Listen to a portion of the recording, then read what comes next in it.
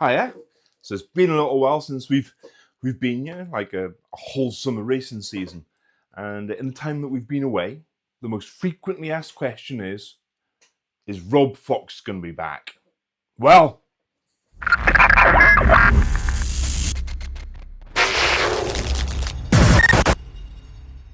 yes, he is, but not today. So today we're going to do a bit of a recap of last year and the new race car for this year. So back in 2024, I was flipping around between cars. I think I had the PR Racing V4, the MSB1 and the B7. And at the end of that, my performance had dropped quite a bit. And everyone was saying, like, you keep on prattling around with different cars, that's really affecting you. So this year, going into 2025, I was going to just stick to the one car. So after the B10R, the LD3, the PRRM, and right at the end of the season, the Xray 25, yeah, totally messed that up. So this year, you may notice a very empty wall.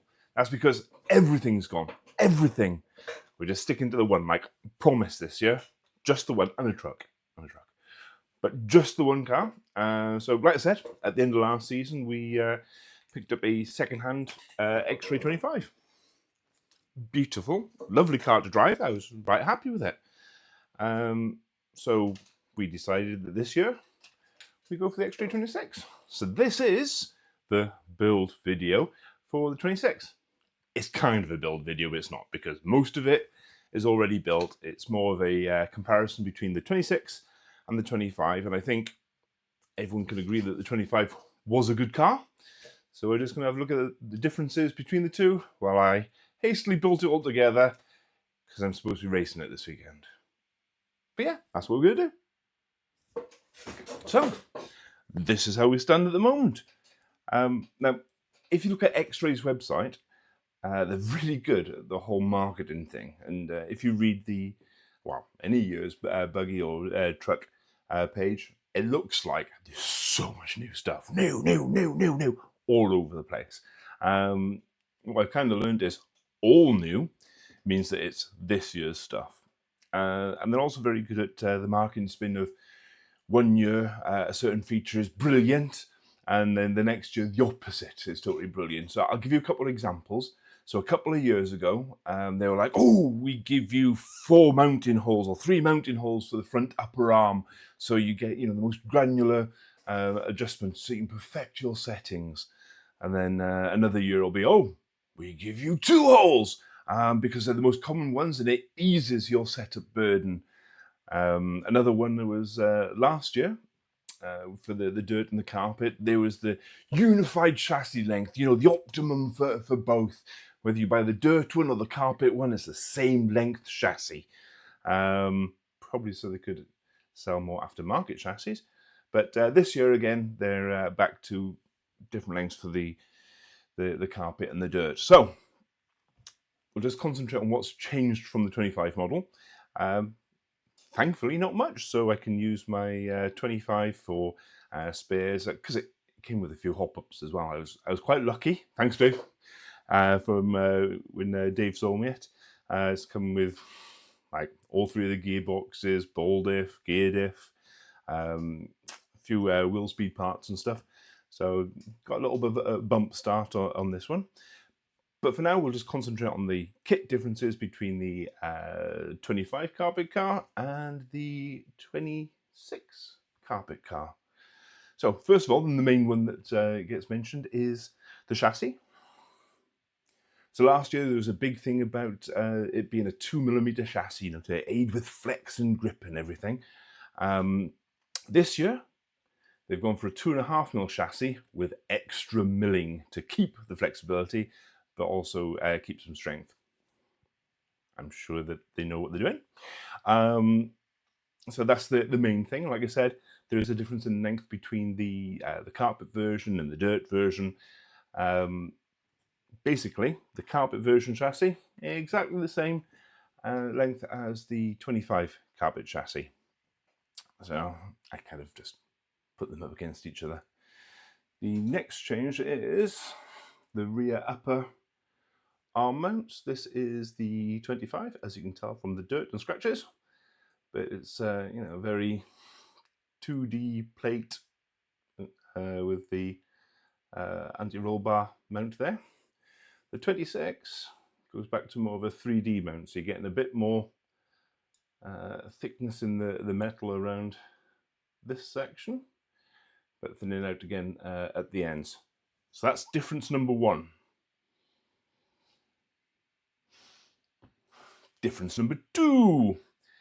This varies whether you get the dirt or the carpet. Last year, the carpet and the dirt both had a 3-degree block. Notice the pending paint on the dots. But last year, the dirt and the carpet got a 3-degree block. This year, the dirt still gets a 3-degree block, but the carpet comes with a 1-degree block. I assume so you get more adjustability around the point that you're going to be tuning a carpet car or a dirt car or whatever. So that's change number two. I'm quickly going to lose count. Not because there's many of them, it's just I forget things. Anyway, so number three. Shock caps. On the 25 and the 26, there's a millimetre difference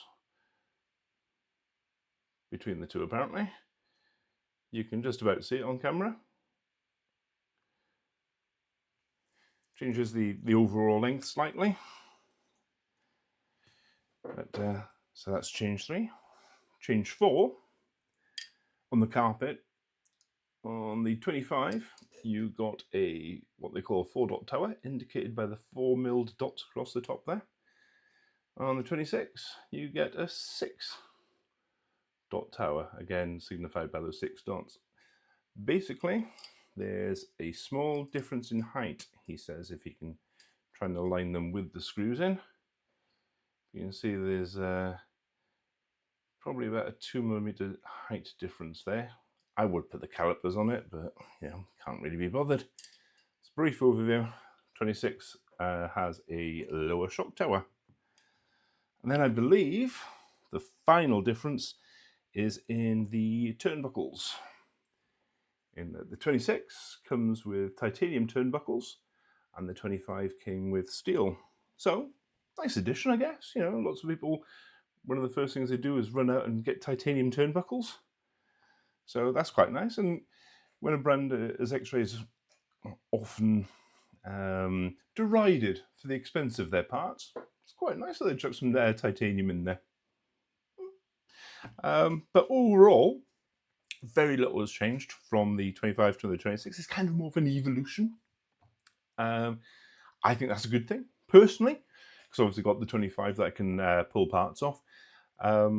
But also, it does mean it's a bit of a lower overhead for people, and people can go out and get a 25 and then just swap on some of the options if they want, and essentially get the same car, apart from the chassis block, obviously. But yeah, 25 was a good car. I think I've run it for about 3 weekends, and I've been really impressed so far. I think out of all the cars that I've driven in the last 2 years, out of the box, on the box settings, it was the nicest to drive. Oh, that's a bit of a lie, because Dave had made some changes to the pistons. So that might be wrong. Anyway, it was very nice to drive, and I've got great hopes for this one with a few shiny things. As far as I can see, everything else still the same. I have gone for a few upgrades, mainly because idiot that can't drive. So swapped out some of the plastics for aluminium. So we've got the plastic fitted here at the moment, but during the build I'll be putting the aluminium servo horn. I can't drive anything without an aluminium servo horn. I'm just too stupid to. The aluminium steering linkages. Got an aluminium bulkhead on the 25, but I didn't want to pull that off. So I've got another aluminium bulkhead to go on as well. And aluminium arm hanger. But yeah, apart from stronger stuff, we're pretty much sticking with it. So we'll just kind of slap this together and we'll go from there.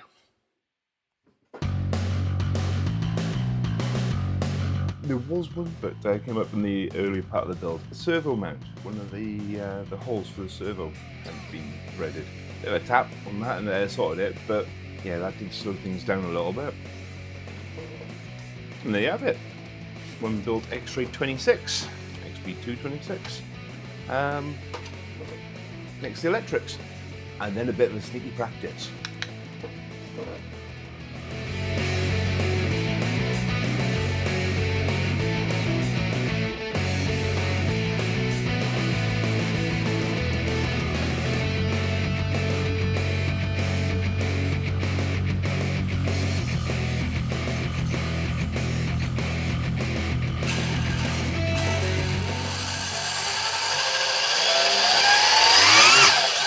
So there we go. One fully wired up Xray 26. And of course I've painted the body. I'm not using the Mugen one from 2 years ago. It's just practice, it'll be fine. So yeah, let's go try it out.